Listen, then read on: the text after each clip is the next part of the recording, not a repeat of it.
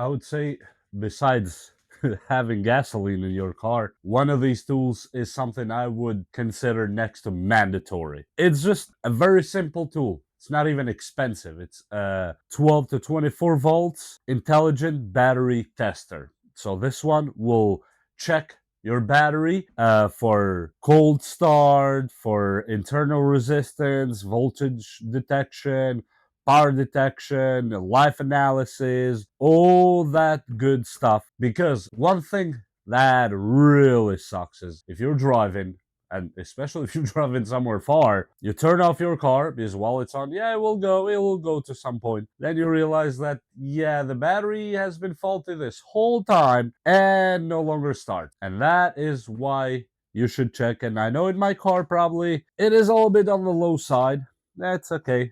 I'll check it, I guess, now and see if it's really that low. But these things are invaluable. These things can seriously save your day because, they do the job. So it comes with a baggie, with a nice user's manual. If you want to take a look at it, it should be very straightforward. And inside here, we have the tester itself with the two clamps.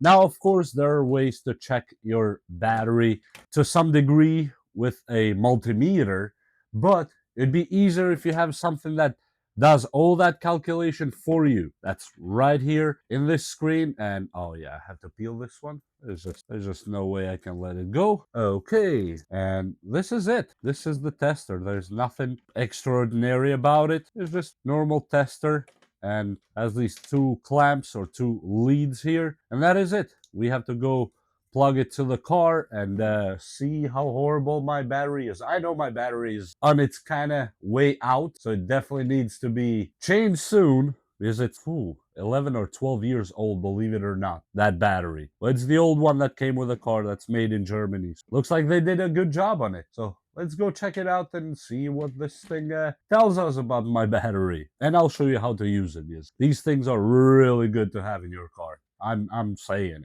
Okay, so my car has the connections here, which would be the negative, and here's the positive. So I don't need to take out the battery or anything. So let's just connect them real quick and see what happens.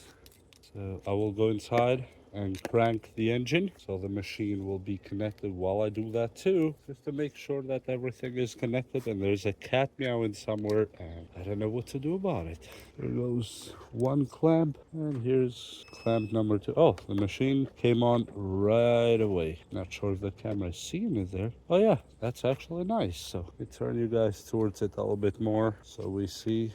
You don't need to see the clamps, you need to see the machine more than anything. So I'm gonna go kick it, and it says we need to change it to car. And this battery is enter here. CCA cold cranking amps. Yes. I don't know what this is rated for actually, but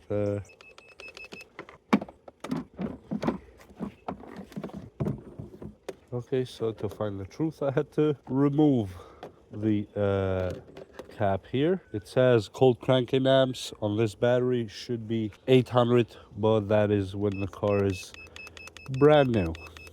We'll go to 800 and see how many we have left. 6, 7, 8. Perfect. And now it will wait for us. I'm gonna go crank it. This is to recharge the battery and all that. I'm not gonna touch it anymore. I'm just gonna go crank the engine and see what happens.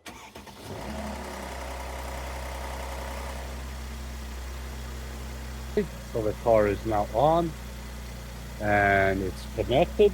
So let's see what's happening. 12 volts, and we have 549 amps left, and the internal resistance is 5.02 milliohms. It's not bad. We're talking about 45% state of health on this battery. Not the best, but we gotta work with what we have.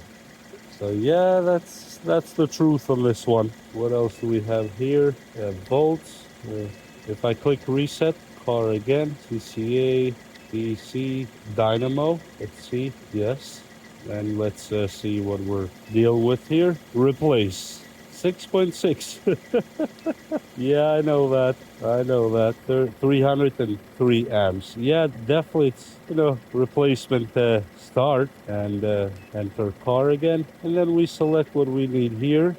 I mean, I'm not getting any surprises here because my battery is definitely one of those that needs to be replaced. 12 years is quite a while, but, let me see what else do we have here. When you select car, here on the bottom is where your functions are. And you have the cold cranking amps.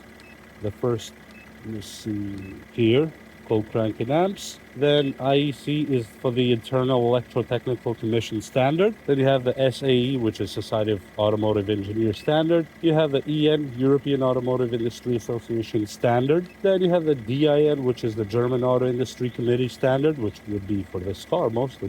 And then you have the cranking amp standard, which is effective current value at 0 degrees Celsius, which I don't have, but you saw it yourself. Cold cranking amps. And let me check the internal electrotechnical commission, IEC. Click OK. It will probably say change the battery, but yep, state of health, 20% according to them. I know in reality, according to what we do here, is around 45-50%, and the battery voltage 14.2, and only 397 amps left on it, which usually state of health you need to replace it, but it's okay. So is it perfect? No. My estimated discharge current is 397 amps, which, this car will definitely live with it.